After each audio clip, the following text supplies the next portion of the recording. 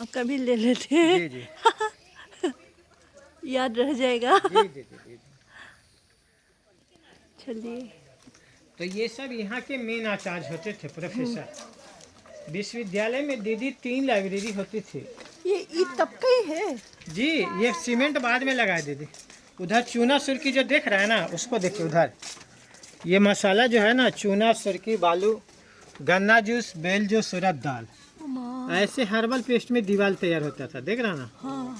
हाँ, ये सीमेंट जो है ना, जहाँ पहले लकड़ी लगता था उसको निकाल करके आर्कोलॉजी वालों ने सीमेंट लगाया है। ओके। ऊपर का कंस्ट्रक्शन नया है, ये कंस्ट्रक्शन ओ, पुराना ऊपर का नया है। जी जी जी जी नीचे का अपने ये जो व्हाइट कलर का ये भी है। जी जी। ये भी है। हाँ, ये सब पुराना है दीदी। ऊपर जो है ना, ये सीमेंट है। जी, इसके ऊपर वाला नया है, समझ है ना। और ये सब दीवार पुराना है, नीचे वाला। और फ्लोर फ्लोर बताएंगे। फ्लोर था, यहाँ पर फ्लोर है जो निकला हुआ है ना। हाँ। लेकिन ऊपर चढ़ना आर्कोलॉजी वालों ने मना कर दिया है, तो अभी दूसरे जगह फ्लोर हम दिखाएंगे। ये एक छात्रों का एक घर होता था, अधूरा कमरा दीदी। इसकी छतें ना यहाँ होती थी, ऊपर के पार्ट टूट गए हैं। आने जाने के रास्ते दीदी उधर से हैं, देख रहे हैं, गलियारा उधर से आ रहा है। ये गलियारे में जब सीढ़ियाँ बना दी गई, दरवाजे बंद हो गया। ये एक छात्र का एक घर था, हॉस्टल, अधूरा कमरा था दीदी। इसकी छत यहाँ होती थी। ओके। ऊपर का दीवार भी टूट गया, छत भी टूट ओ, गया। छत था। हाँ जी, छत था, टूट गया दीदी। अभी जो छत नहीं है। ये लेवल में छत था, ये जो निकला हुआ हाँ, दीवार हाँ, देख रहे हैं ना, हाँ, ये लेवल। ऊपर नीचे के तल को ना दीदी गुप्त राजाओं ने तैयार किया था। ऊपर के तल को हर्षवर्धन ने डेवलप किया, उससे ऊपर के तल को पाल राजाओं ने बनाया। यानी 413 AD में जो कंस्ट्रक्शन बने, 1100 ईस्वी आते आते विश्वविद्यालय बहुमंजिला इमारत तैयार हो चुका था। चलिए नीचे जो गुप्त राजाओं द्वारा कंस्ट्रक्शन तैयार हुआ दीदी, ऊपर जाते जाते बहुमंजिला इमारत तैयार हो चुका था। हुएन सांग की डायरी बहुमंजिला था। जी जी, हुएन सांग की डायरी 7 मंजिला इमारत लिखता है। वेंगसंग। जी जी जी जी। विश्वविद्यालय में न दीदी 3 लाइब्रेरी होती थी। बड़े लाइब्रेरी का नाम रत्न सागर, दूसरे लाइब्रेरी का नाम रत्न दधी, और तीसरे लाइब्रेरी का नाम रत्न रंजक। उस समय जो किताबें बनती थी ना, पेपर के नहीं बनते थे, ताड़पत्र भोजपत्र पुस्तकों के रूप में इस्तेमाल होते थे। रत्न सागर लाइब्रेरी के बारे में कहा जाता है कि रत्न सागर लाइब्रेरी 9 मंजिला इमारत थी, जिसमें 9 कोटि पुस्तकें होती थी। जब बख्तियार खिलजी वहाँ आग लगाया था दीदी, 6 महीने तक आग जलता रहा था। ऐसा हुएन सांग का डायरी लिखता है, समझ रहे हैं ना। नालंदा विश्वविद्यालय में छात्रों का एडमिशन प्रक्रिया काफ़ी कठिन था। आज गेट कीपर अशिक्षित होता है ना, नालंदा का गेट कीपर दीदी उस समय काफ़ी स्कॉलर होता था, जो छात्रों का admission test on the gate conduct करता था। उस गेट कीपर के टेस्ट में ओनली 10% स्टूडेंट पास होता था, जिसका कि अंदर एडमिशन होता था, और 90% छात्र जो गेट कीपर के टेस्ट में फेल हो जाते थे, वो गेट के बाहर से ही घर लौट जाते थे। सोचिए कि जिस विश्वविद्यालय का गेट कीपर इतना स्कॉलर हो, वहाँ उस समय प्रोफेसर प्रिंसिपल में क्या क्वालिटी रहा होगा। विश्वविद्यालय को 1200 AD में बख्तियार खिलजी ने नष्ट किया। ये जो विश्वविद्यालय, ये जो स्टेज देख रहे हैं ना दीदी, ये ना अंडर ट्री होता था, पेड़ के छांव में। यहाँ ना बीच में गुरुजी बैठते थे, और गुरुजी के चारों तरफ स्टेज के ऊपर ही छात्र बैठ करके लिखने पढ़ने का काम करता था। गुरुकुल सिस्टम में जो चबूतरा अंडर ट्री तैयार होता था, वहाँ ना बारिश में पढ़ाई बाधित हो जाती थी। बाद के राजाओं ने जब छत बनाया, तो वहाँ बारिश में पढ़ाई सुचारू रूप से चलती थी। ये जगह दीदी ऑडिटोरियम का पार्ट तक, गैलरी का विस्तार ना नीचे तक था। खुदाई में नीचे का पार्ट टूटा मिला। प्रोफेसर गैलरी में बैठते थे, छात्र दीदी ये जमीन में बैठते थे। इधर कमरे ग्रीन रूम ड्रेसिंग रूम है। ये स्टेज दीदी स्क्वायर वाला देख रहे हैं ना, वो कौन सा ड्रेसिंग रूम था वो वाला? ये ग्रीन रूम ड्रेसिंग रूम है ना। ओ वाह। उधर सीढ़ी से उतरने के बाद ये स्टेज परफॉर्म करने का, ये सभा मीटिंग असेंबली हॉल पर्पस में दीदी ऑडिटोरियम का उपयोग होता था। आइए तो ये क्लासरूम होता था, समझ गए ना। हाँ हाँ, ये तो आज समझ के गई। तरह बड़ा क्लासरूम नहीं होता था, बल्कि पेड़ के छांव में। सुबह में छात्र यहाँ ध्यान साधना भी करता था, शाम में लोग गपशप चौपाल भी करते थे, समझ रहे ना। और पढ़ाई के टाइम में पढ़ाई भी होती थी, यानी भिन्न भिन्न टाइम में इस प्लेटफार्म का भिन्न भिन्न उपयोग होता था। छात्र प्रोफेसर उस समय दोनों भिक्षु होते थे दीदी, जिनको मॉन्क बुद्धिस्ट बोला। मॉन्क। हाँ, और मॉन्क के रेसिडेंस को मोनास्ट्री, जिसका हिंदी में मतलब होता है ना बौद्ध विहार। कहने का मतलब कि पहले के समय में ना यहाँ काफ़ी सारे बौद्ध विहार होते थे, राजगीर, नालंदा, बोध गया, वैशाली, जिस कारण इस स्टेट का नाम बिहार पड़ा है ना। बंगाल का जब विभाजन हुआ, ये बौद्ध विहार बिहार बन गया, और उत्कल जो है वो उड़ीसा बना। हर एक हॉस्टल के एंट्रेंस गेट के दोनों साइड सेल्फ होते थे, इधर भी उधर भी। ये दोनों बाथटब है। छात्र यहाँ स्नान ध्यान करके भगवान बुद्ध को जल ऑफर करता था, प्रे करता था, बुद्धम शरणम गच्छामि, धर्मम शरणम गच्छामि, संगम शरणम गच्छामि, तभी अपना एवरीडे वर्क स्टार्ट करता था। यहाँ लकड़ी का दरवाजा होता था। ये जो ईंटें पिघल रही है, काली हो रही है, ये बतलाता है कि बख्तियार खिलजी यहाँ आग भी लगाया था, जो 6 महीने तक जलता पर रहा अभी था। तक तो ऐसे ही है, डैमेज तो इतना नहीं हुआ। जी जी, नहीं दीदी। तो ये देख रहे हैं, ये लकड़ी का दरवाजा था ना दीदी, ये ईंट पिघल रहा है, बीच का मसाला पक रहा है, ये सब आग लगने का संकेत है। उन लोगों के आग लगाने का कारण ये होता था ना कि भाई राजा तो हार गया, लेकिन अगर प्रजा लोग विरोध करेगा, हर गांव में मेरा एक एक दो दो सैनिक मारा जाएगा, तो हम अपने लूटपाट के मिशन में कामयाब नहीं हो पाएंगे, है ना। इसीलिए वो गांव के गांव आग जला देते थे, आग लगा देते थे हर गांव, कि लोग हमारा विरोध नहीं करे, हमारा इतना आतंक हो। रुकेंगे यहाँ दीदी। विश्वविद्यालय को ना 1192, गुप्ता पीरियड इंडिया का गोल्डन पीरियड था, स्वर्ण युग था। उस समय करेंसी स्वर्ण मुद्रा होती थी, जिसको करसापन या पन बोला जाता था। अंग्रेजों के जमाने में चांदी का करेंसी, अभी कागज का रुपया है। अब तो आभासी मुद्रा है, जो एक मोबाइल से दूसरे मोबाइल पर आता जाता है। कोई भी विदेशी हमलावर यहाँ लूटपाट का थिंकिंग लेकर के आया था।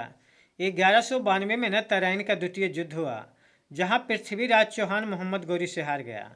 फिर मोहम्मद गौरी, तैमूर लंग, बख्तियार खिलजी, इन लोगों ने देश के भिन्न भिन्न भागों में लूटपाट किया था। किसी ने उत्तर भारत में, किसी ने दक्षिण भारत में, किसी ने मध्य भारत में। लूटपाट के दौरान दीदी यहाँ से 35 किलोमीटर दूर बख्तियारपुर एक जगह है, जहाँ बख्तियार खिलजी का सैनिक शिविर होता था। जब उन्हें पता चला कि नालंदा और विक्रमशिला ज्ञान का केंद्र है, यहाँ के मेडिकल डिपार्टमेंट में बख्तियार खिलजी उपचार के लिए आया था। Rahul Shribhadra head of department थे। राहुल श्रीभद्र से बख्तियार खिलजी ने ये बोला कि हम आपका दवा भी नहीं खाएंगे, मेरा रोग ठीक करो। राहुल श्रीभद्र ने क्या काम किया ना, उन्होंने कुरान के पन्ने पे जड़ी बूटी का लेप लगाया। बोला ठीक है, अगर तू दवा नहीं खाएगा, कुरान तो पढ़ सकता है ना। कुरान के पन्ने को ना लगा ऐसे पलटता है, दवा धीरे धीरे उसके मुंह में चला गया, हाथ के सहारे उसका रोग ठीक हुआ। बोला जब तक नालंदा और विक्रमशिला ऐसा विश्वविद्यालय रहेगा, ये लोग पर शासन करना मुश्किल हो सकता है।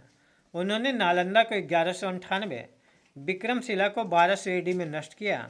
फिर उन्होंने अपनी शक्ति एकत्रित करके सेन वंश पर आक्रमण किया, जिसका राजधानी उस समय मुर्शिदाबाद था। सेन वंश का शासक लखन सेन हुआ करता था। जब वो लोग वापस जाने लगा दीदी, अपने नौकर कुतुबुद्दीन ऐबक को, समझ रहे हैं, कुछ ग्रंथ सलाहकार भी लिखता है, तो अपने सलाहकार कुतुबुद्दीन ऐबक को 1206 में दिल्ली की गद्दी पे बैठा के वापस चला गया। विद्यालय कैसे चलता है जब सरकार उसको पैसे देती है।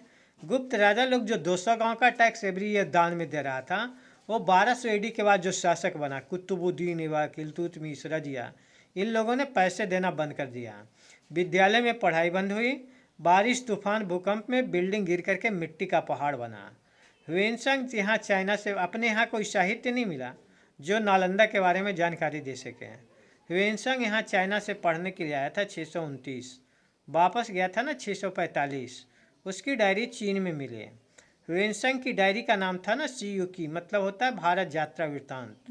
ह्वेनसांग की डायरी का जब अध्ययन किया ब्रिटिश इतिहासकार अलेक्जेंडर कनिंघम, उसे बिलीव नहीं हुआ कि कैम्ब्रिज से पहले दुनिया में कोई विश्वविद्यालय हो सकता था। उसे लगा कि ज्ञान के मामले में तो हम काफ़ी आगे हैं, और हमारा कैम्ब्रिज जो है सबसे पुराना विश्वविद्यालय होगा विश्व का। लेकिन उसमें ना उसका रूट चार्ट था, राजगीर से इतना किलोमीटर, पाटलिपुत्र से इतना किलोमीटर। रूट चार्ट के अनुसार जब यहाँ देखने के लिए आया, पूरा विश्वविद्यालय मिट्टी का पहाड़ दिखता था। जैसे हड़प्पा और मोहनजोदड़ो जमीन की खुदाई से निकाला गया है, ठीक उसी तरह नालंदा विश्वविद्यालय भी जमीन की खुदाई से निकाला गया है। तो जो खुदाई से निकाला गया उसको भी हम लोग देख रहे हैं।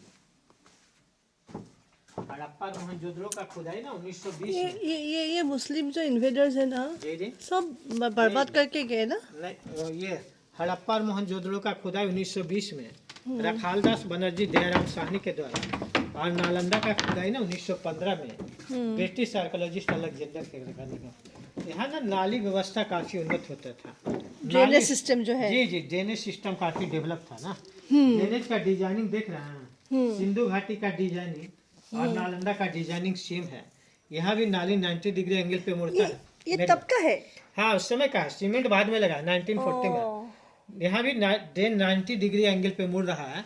इंडस वैली सिविलाइजेशन में भी drain 90 degree angle. Indus valley civilization का सुना जो है। ये बताता है कि दोनों का नाली व्यवस्था एक तरह का था। ये दोनों कमरा यूरिन पर्पस में यूज होता था। ऊपर ना दीदी पहले लकड़ी लगता था, उसको निकाल करके ना आर्कोलॉजी वालों ने सीमेंट लगाया है। उस समय सीमेंट के जगह पर जो मसाला का उपयोग होता था, चूना, सिरकी, बालू, गन्ना जूस, बेल जूस, उड़द दाल, ऐसे हर वक्त पेस्ट में दीवारें तैयार होती थी। समझे क्या? हाँ, वो देखा है मैंने, जी जी असम में भी देखा है। जी जी। और दीवार का मोटाई दीदी यहाँ पर 6 फीट मोटा दीवार है। ये हर्बल पेस्ट और दीवार का मोटाई मिल करके कमरे को न गर्मी में गर्म होने देता था, न ठंड में ठंडा।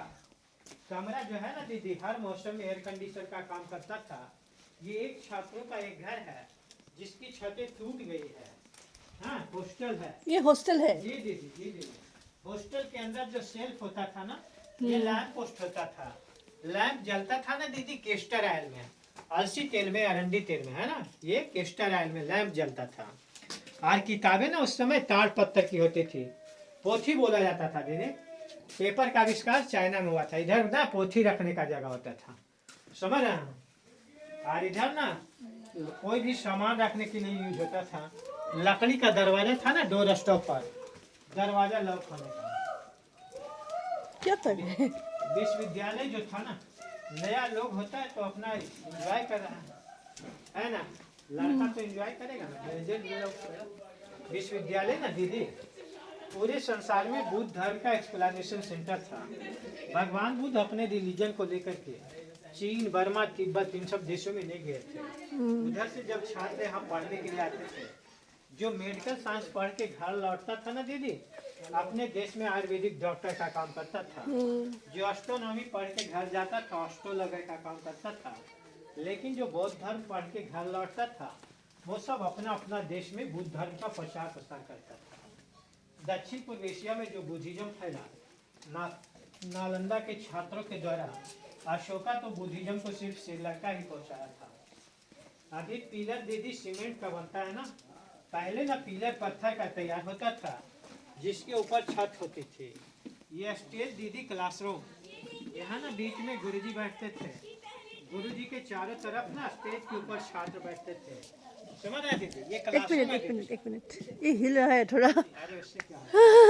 गिरेगा नहीं। ये ना क्लासरूम है दीदी।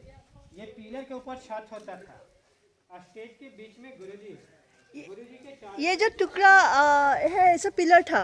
जी दीदी जी। और बीच में गुरुजी, चारों तरफ छात्र। गुरुकुल सिस्टम में जो चबूतरा अपने पे अंडर ट्री देखा ना, वहाँ बारिश में पढ़ाई बाधित होती थी, तो बाद के राजाओं ने पिलर के ऊपर छत तैयार कर दिया। यहाँ ना बारिश में पढ़ाई सुचारू रूप से चलती थी। ये क्लासरूम है दीदी, समझ गए ना। हर हॉस्टल में ना एक कुआं था, उधर पानी पीने का जगह कॉर्नर में, राउंड वाला। अभी तक जो कमरा हमने देखा दीदी, सारे कमरे का छत टूट चुका है। उधर जो आप 2 कमरा देखेंगे ना, उसमें 1600 साल पुराना छत बचा है। खुदाई के समय उस दोनों कमरे से जला हुआ चावल मिला है, जो अभी म्यूजियम के अंदर रख दिया गया। इससे ये प्रमाणित होता है ना कि वो दोनों कमरा जो है अनाज गोदाम के रूप में उपयोग आता था। समझ रहे हैं? ग्रेनरी है, ग्रेनरी, अनाज गोदाम। उसका छत बचा होने का कारण दीदी उसका आर्क टेक्नोलॉजी है। इसमें ना अर्थ का ग्रेविटी दीवार में काम करता है जहाँ छत ज़्यादा मजबूत होता है। ये फ्लैट में ना अर्थ का ग्रेविटी सेंटर में काम करता है जहाँ छत कमज़ोर होता है। हॉस्टल का जो फ्लैट छत था ना टूट गया, जबकि अनाज गोदाम का जो आर्क छत है वो बचा मिला है। तो उधर से छत और कुआं देख करके आइए, फिर आगे चलते हैं, इधर से जाएंगे। वो बंद किया हुआ है ना, बैन है।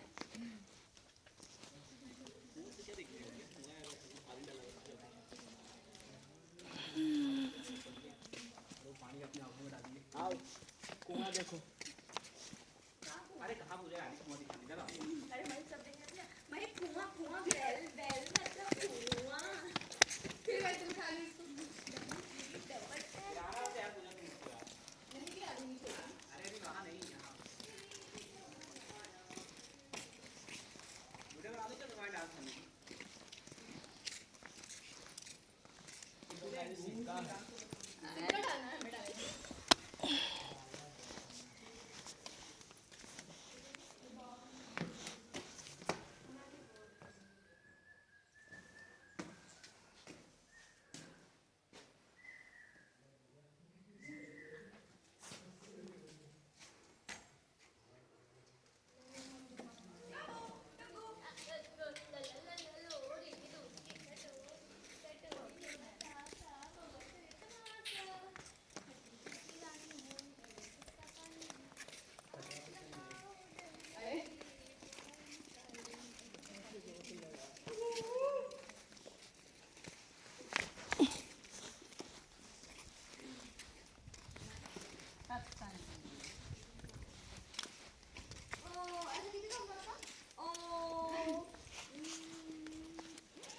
खड़े रहो, कोई तो खड़े रहो। ए देखो इधर सब लोग, तो सब सट के मौसी को देखो, वो बोल रहा है आ गए पूजे में आए हैं, दूल्हे के सामने देखिएगा। तो पाए ए पूजा दी, फोटो में खराब करी मेरा आई ना, अच्छा कर दो।